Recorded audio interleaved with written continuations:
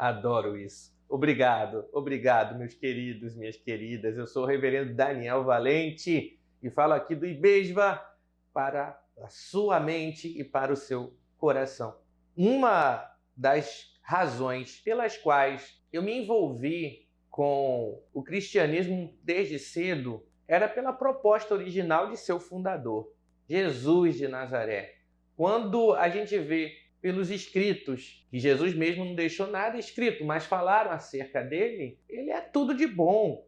Jesus criava pontes e não muros com as pessoas. Aquele grupo que os religiosos diziam, com esses vocês não podem se misturar, era com esses que Jesus andava. Jesus pensava sempre fora da caixinha da religiosidade. Ele era um mestre de espiritualista. Para nós cristãos ele ainda é, porque cremos que ele está vivo em cada ação que realizamos em favor do próximo, em cada gesto que fazemos para melhorar a sociedade.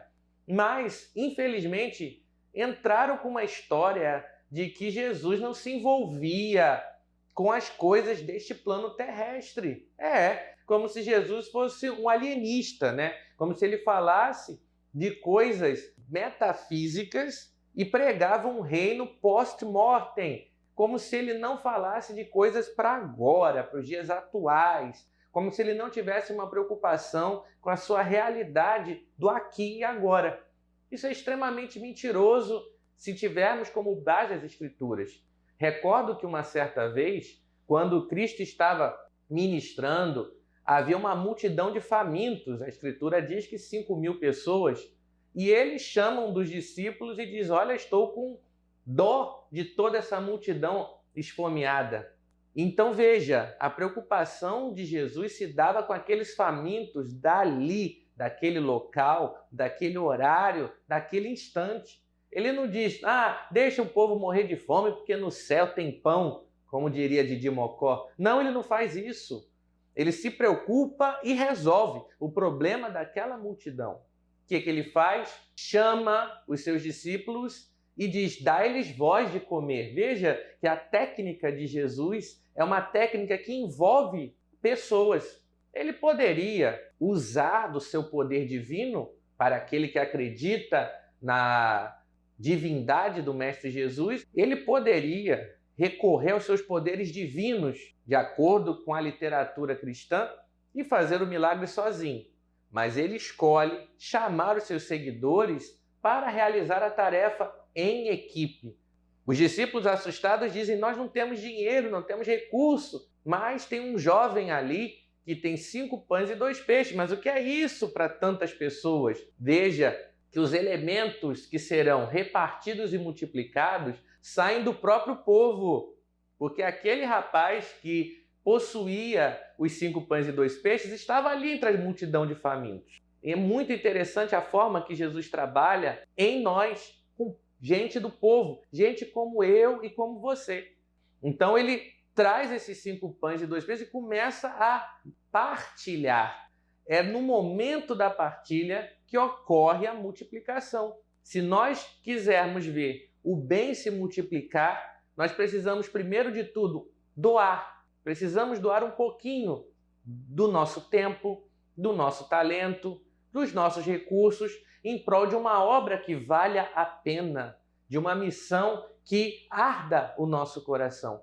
Aquele jovem só abriu mão dos seus 5 pães, dos seus 2 peixes, ou seja, do seu lanche, porque sabia que aquelas doações estavam chegando em mãos corretas, em mãos de uma pessoa idônea, de reputação ilibada e que não iria usar daquela doação para o seu bel prazer. É importante você, que é cristão como eu, saber se a instituição da qual você faz parte tem transparência no trato dos recursos que você doa. Eu sei que muita gente diz assim, eu entrego meu dízimo, eu dou minha oferta e o que fazem com aquilo já não é problema meu, porque eu dou para Deus, não dou para o homem. Não acredite nessa falácia, porque aquele que patrocina a má obra é cúmplice dela.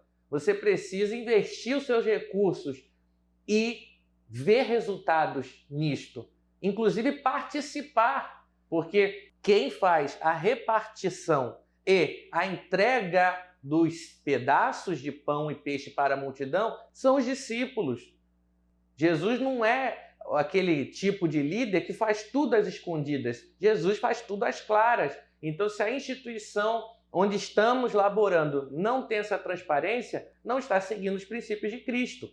E nós temos que fazer parte também do movimento. Cuidado com essas instituições que transformam você em gado, transformam você em vaca de presépio ou em ovelha muda que segue o pastor sem usar o raciocínio lógico, a sua visão crítica.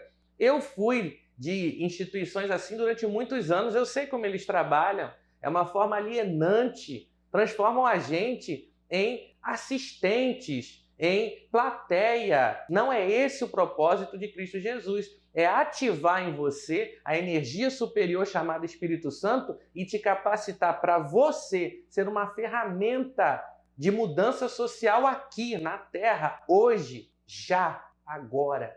E aí, à medida em que os discípulos vão fazendo aquela partilha sem imaginar que o resultado seria muito além do que eles pressupunham, no final, e somente no final, é que 12 cestos são recolhidos de sobras e cada um dos discípulos fica com uma.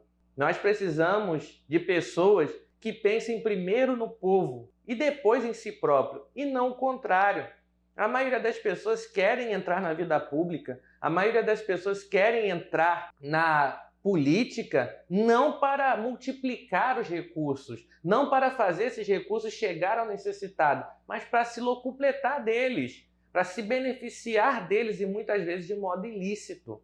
Cristãos, é a hora de nós nos unirmos não em prol de nomes, não em prol de messias ou de pessoas que se usam dos jargões evangélicos ou da palavra de Deus para promoção pessoal. Precisamos nos unir em torno de projetos, em torno de pautas que beneficiem não o nosso nicho religioso, mas a sociedade como um todo. Considere a possibilidade de você conhecer um pouco mais do IBESVA, o Instituto de Beneficência e Espiritualidade Somos Valentes.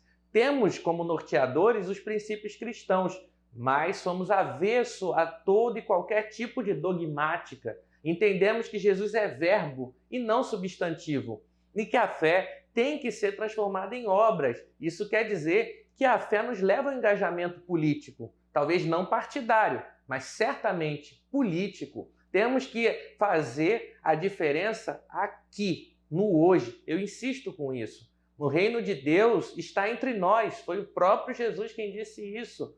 E disse mais, para aqueles que acreditam que Jesus vai voltar, ele tinha afirmado que quando isso ocorresse, que ele gostaria de encontrar os seus seguidores laborando em favor do povo. Considere a possibilidade de ser um valente você também. Deus abençoe vocês.